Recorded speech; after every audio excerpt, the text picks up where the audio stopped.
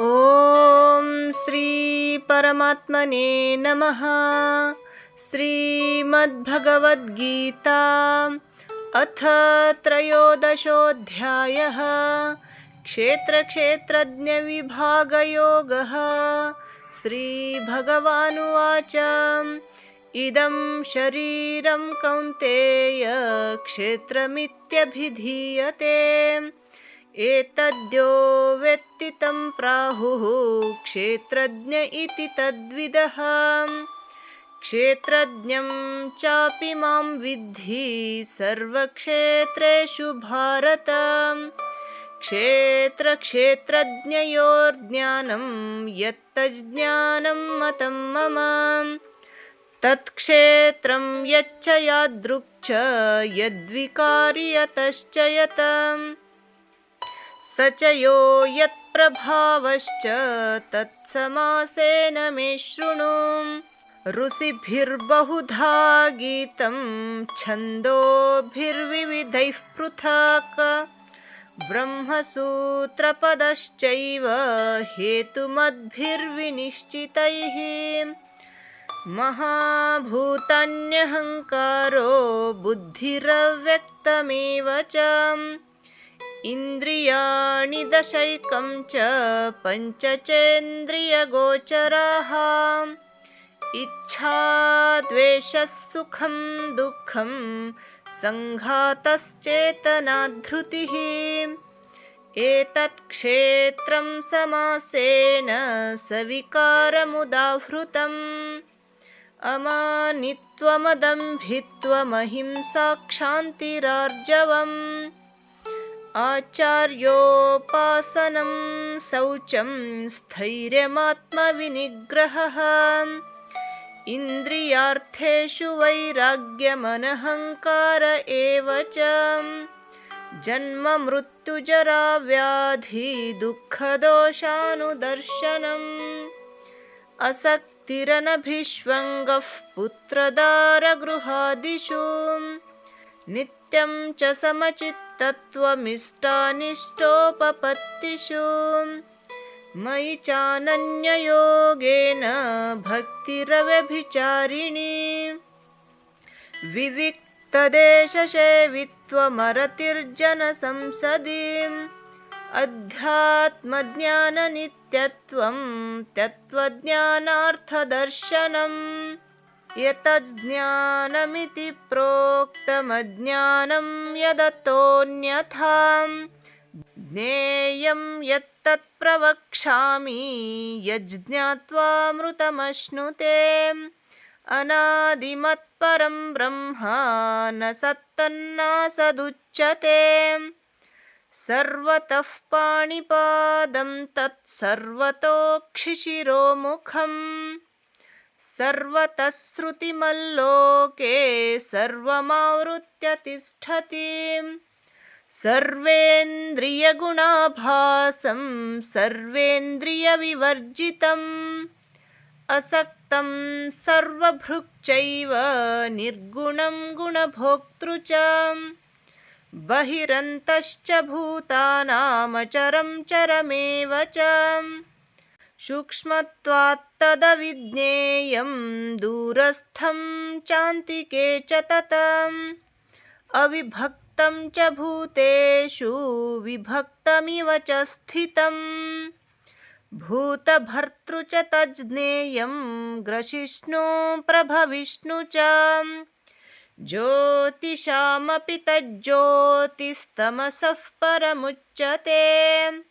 ಜ್ಞಾನಂ ಜ್ಞೇಯಂ ಜ್ಞಾನಗಮ್ಯಂ ಹೃದಿ ಸರ್ವಸ್ಯ ವಿಷ್ಠಿತಂ.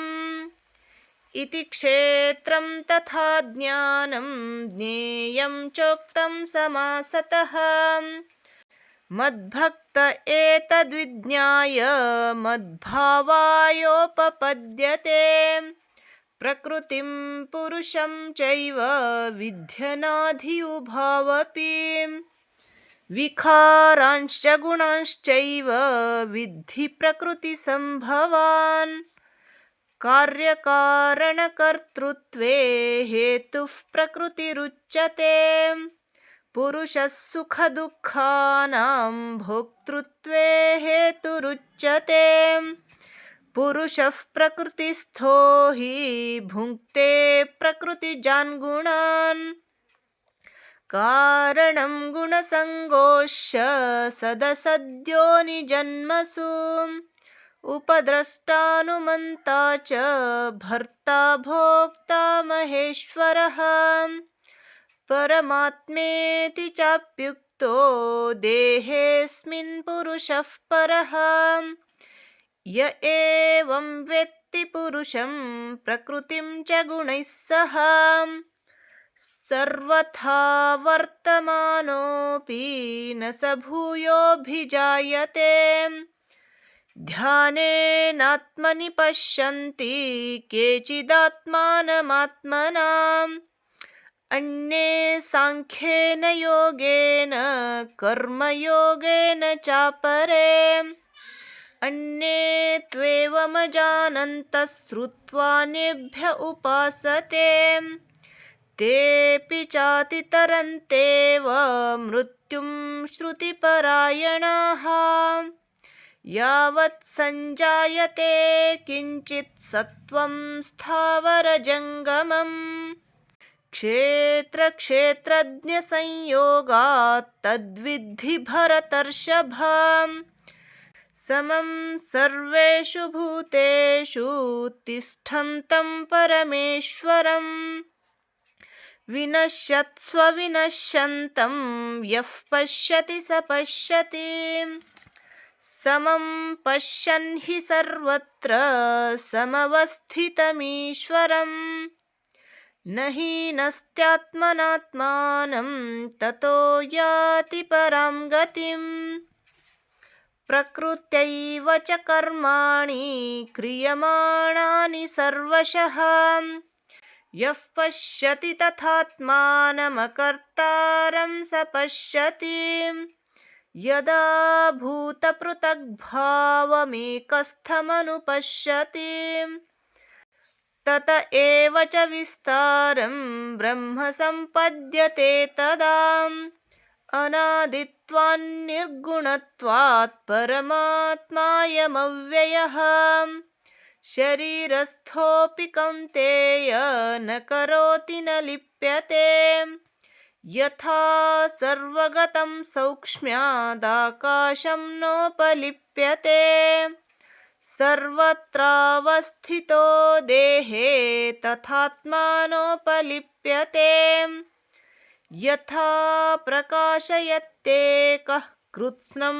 लोकमिमं रविः क्षेत्रं क्षेत्री तथा कृत्स्नं प्रकाशयति भारत क्षेत्रक्षेत्रज्ञयोरेवमन्तरं ज्ञानचक्षुषा भूतप्रकृतिमोक्षं च ये विदुर्यान्ति ते परम् ॐ तत्सदिति श्रीमद्भगवद्गीतासु उपनिषत्सु ब्रह्मविद्यायां योगशास्त्रे श्रीकृष्णार्जुनसंवादे क्षेत्रक्षेत्रज्ञविभागयोगो नाम त्रयोदशोऽध्यायः।